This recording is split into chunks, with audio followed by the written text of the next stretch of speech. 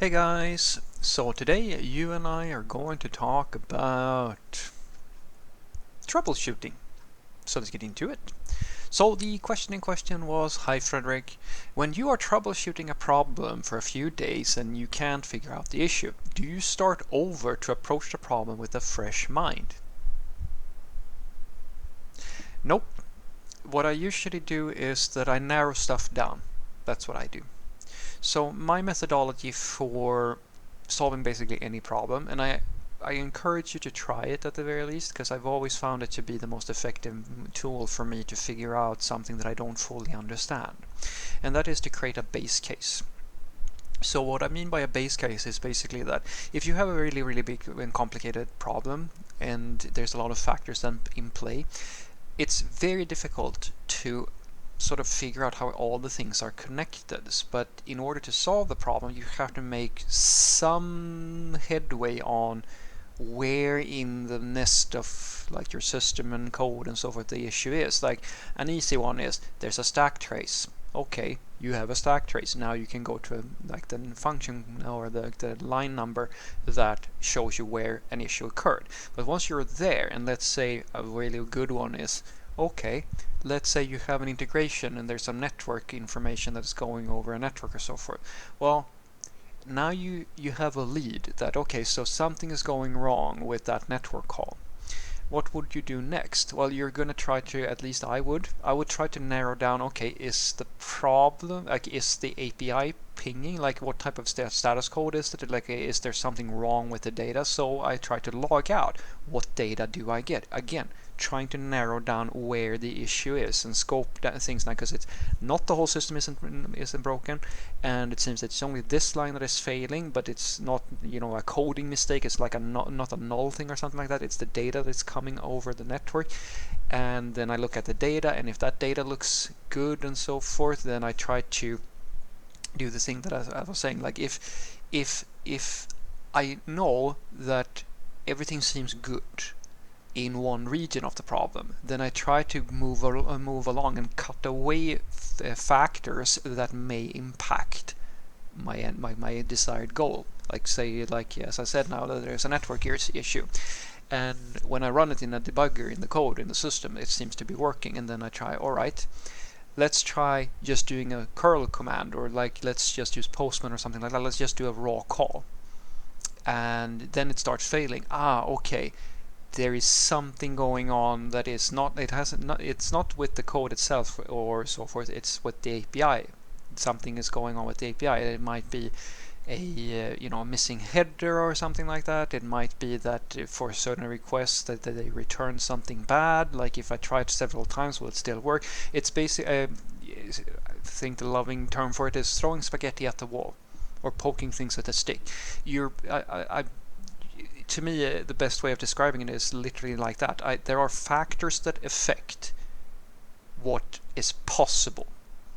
And the quickest way I've always found for myself to find where the issue is to just separate the factors into isolated cases, as I said, base cases, and try to remove everything that is not relevant. It's the same thing in front end, where you might have like a bug in your JavaScript or something like that, and let's say that your component, if you're doing like React or Angular or something like that, isn't showing on the page, and you can't really figure out why. Well, then you try to add like your own dummy component to see if you can make that render or like be shown on the page.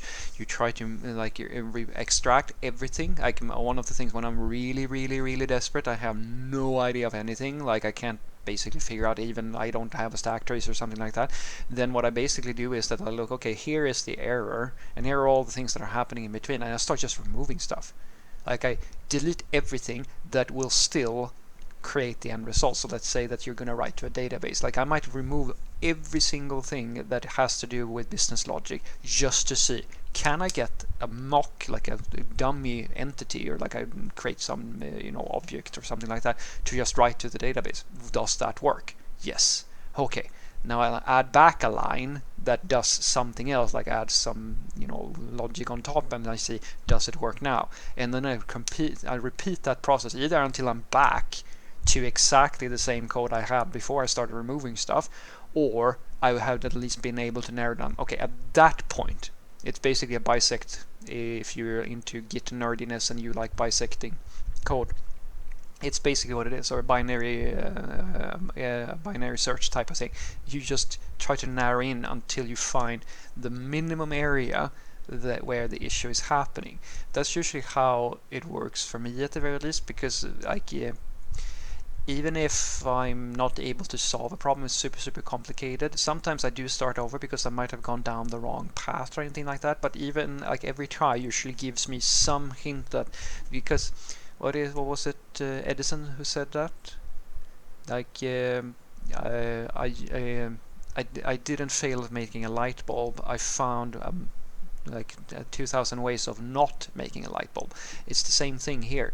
Like, even if I fail with one approach, I am able to exclude things, and that's the thing I'm going for, narrowing down the scope. And that has to do with trying something to see if my idea is correct or not, and see if I'm getting closer to the problem. If that's not the case, then I have a bunch of stuff I can exclude. And that's the thing I was with my little example there with like a network call happening in code versus happening outside of code. Because if I'm really desperate, the more than just removing all the code and trying to do like a raw network call on my own PC or something like that is it's a way for me to just to exclude a scope. Because if I can find the issue, or if my network call is working without my code, okay, then I can guarantee that then the problem is in the code, and then I go into the code again and I do the same process over and over. This is well, honestly, I think that I do this often if I'm really desperate, or like when I really don't know. And the most common cases when I do this is like when I have to do memory debugging or latency issues or things like that, because then it's, I'm not good enough to just look at a memory, like a heap dump or a profile, and just go, yeah, okay, that's the problem. Sometimes you get lucky and you can like sort of figure out things very quickly, but in many cases it really is that trial and error when you can't really just get something nice like a stack trace or something obvious. So what I want you to take away from this is that no, I usually don't start over from scratch. My way of troubleshooting is very simple. So I start with an idea, like I get, someone reports a bug or there's some latency issue or something like that, and I kind of go, okay, let's have a look, let's do some initial investigation to see roughly what is going on, and then when I understand what the problem is, or how it's manifesting, then I start creating some theories, and this is the holistic mindset that I keep telling people.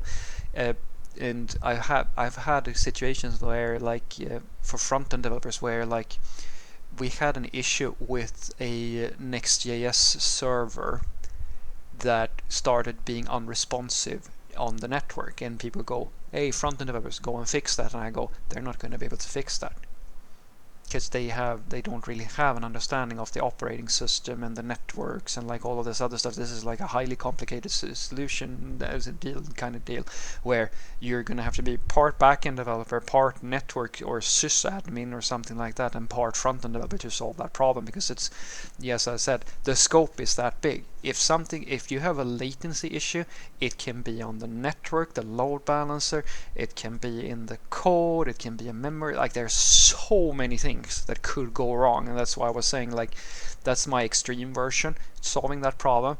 It is really like, as I said, like just exclude stuff.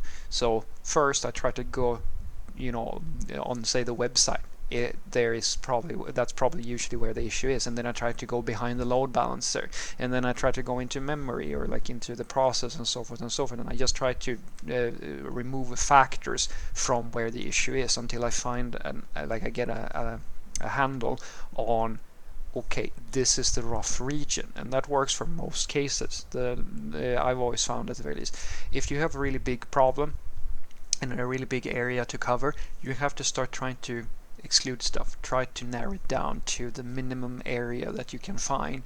And sometimes you get it right on the first try, and sometimes you have to try a few times, but at the very least, every time you try something, you can exclude something, which usually helps you narrow down where the problem is. Have a great day.